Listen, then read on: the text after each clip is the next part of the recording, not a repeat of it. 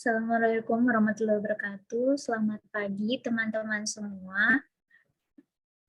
Pada pagi hari ini, saya dari Tasapa Arifin sebagai dosen kalian Psikologi Sastra, izinkan saya untuk menyampaikan materi mengenai ruang lingkup Psikologi Sastra. Pertama, wawasan dasar. Psikologi sastra adalah cabang ilmu sastra yang mendekati sastra dari sudut pandang psikologi. Nah, di sini bedanya psikologi sastra sama psikologi yang seperti pada umumnya apa?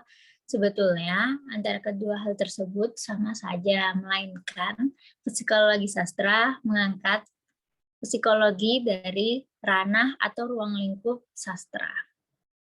Cakupan psikologi sastra sendiri yang pertama ada teks, kedua pengarang, ketiga pembaca, lalu pendekatan terhadap teks menaksirkan ungkapan bahasa dalam teks tertentu.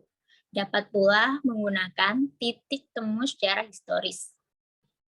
Psikologi komunikasi sastra meneliti pengarang dan proses penciptaannya.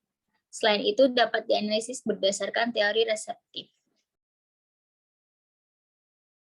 Nah, ini apa dan bagaimana psikologi sastra?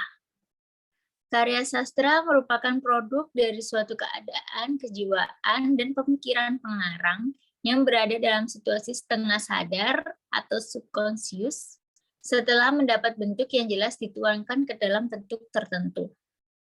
Lalu, karya sastra yang bermutu menurut wawasan psikologis adalah yang mampu menyajikan simbol-simbol, wawasan, perlambangan yang bersifat universal, yang mempunyai kaitan dengan mitologi, kepercayaan, tradisi, moral, dan lain sebagainya.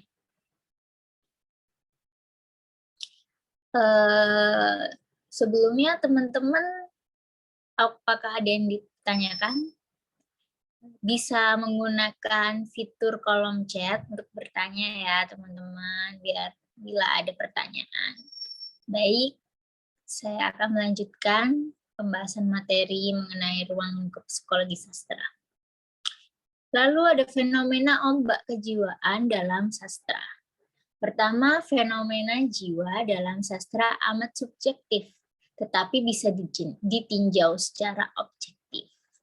Kedua, tugas peneliti sastra atau perspektif psikosastra adalah menelusuri alur kejiwaan tersebut karena sastra adalah pancaran jiwa. Ketiga, sastra tanpa jiwa tidaklah mungkin. Hubungan jiwa dan sastra menjadi sesuatu yang misterius.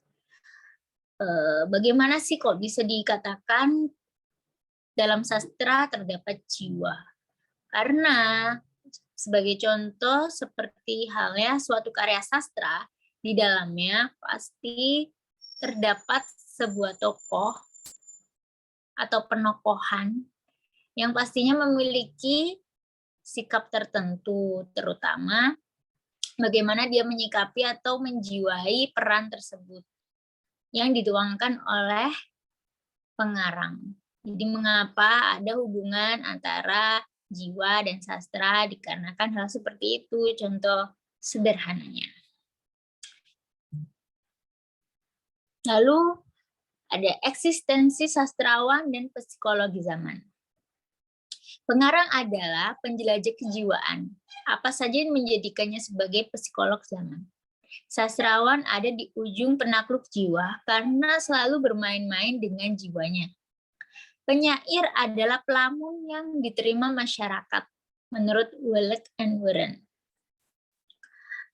Di sini sudah jelas mengenai contoh yang saya sampaikan tadi, bahwasanya sastrawan ada di ujung penakluk jiwa, yakni bagaimana seorang pengarang bebas mendeskripsikan apa saja sikap tokoh penokohan yang akan dibuat atau ditulis dalam karya sastra yang diciptakannya. Gitu. Namun ada pun juga beberapa pengarang sengaja melihat realitas yang terjadi dalam masyarakat yakni bagaimana problem mengenai kejiwaan beberapa masyarakat yang perlu dituang atau dibahas dalam sebuah karya sastra agar dapat diteliti oleh pembaca lebih lanjut. Lalu ada fenomena sastra sebagai cermin kepribadian. Istilah cermin tidak dimaknai sebagai sesuatu yang dangkal karena gambaran dalam sastra belum seluruhnya milik pribadi pengarang. Sastrawan memiliki pribadi yang berguna sebagai daya saring ketat terhadap apa saja yang masuk. Peneliti tidak seharusnya terjebak dalam pengakuan sastrawan. Di sini peneliti bebas menentukan apa yang menurutnya benar dengan penelitiannya. Misalkan saja di dalam sebuah novel, sikap tokoh memiliki kejiwaan yang menurut pengarang menyimpang, namun menurut pembaca, jika dikaitkan oleh teori mengenai psikologi sastra, tidak menyimpang, bahkan menjadi sesuatu keunikan dalam kejiwaan. Hal tersebut dapat mengenai perspektif masing-masing pembaca. Dan pengarang pun juga membebaskan pembaca untuk berpikir dan berekspresi dan berperspektif menurut keinginan masing-masing sesuai dengan teori yang telah berlaku. Gitu. Cukup sekian mengenai teori ruang lingkup psikologi sastra. Kurang lebihnya saya mohon maaf. Jangan lupa isi absensi ya teman-teman. Untuk materinya saya akan taruh di ruang hebat.